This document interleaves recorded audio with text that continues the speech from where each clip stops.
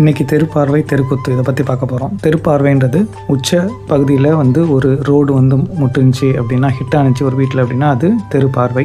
இதே நீச்சத்தில் ஹிட் ஆனிச்சுன்னா அது தெருக்குத்து.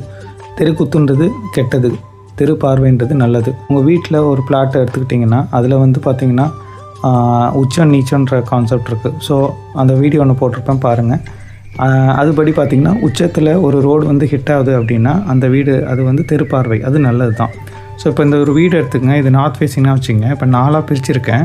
வடகிழக்கு, வடமேற்கு, தென்கிழக்கு, தென்மேற்கு. இப்போ வடகிழக்கில் இந்த வருது பார்த்திங்களா எல்லோ கலரில், அந்த சைடு ரோடு வந்தால் நல்லது. அது வடகிழக்கில் மட்டும்தான் வரணும். அந்த வீட்டோட பாதியாக எடுத்துக்கிட்டு அந்த பாதிக்கு மேலே உள்ள இடம். இதே மாதிரி வடகிழக்கு வடக்கு, அதே மாதிரி வடமேற்கு மேற்கு, தென்கிழக்கு தெற்கு. இந்த இடத்துல ஒரு ரோடு வந்து ஒரு வீடை குத்துதுன்னா நல்ல தெருப்பார்வை. அப்படி இல்லாமல் மற்ற எது வந்தாலும் அது நல்லதில்லை. கெட்ட தெருக்குத்துக்கு பிள்ளையார் வச்சாலும் ஒன்றும் வேலை செய்யாது.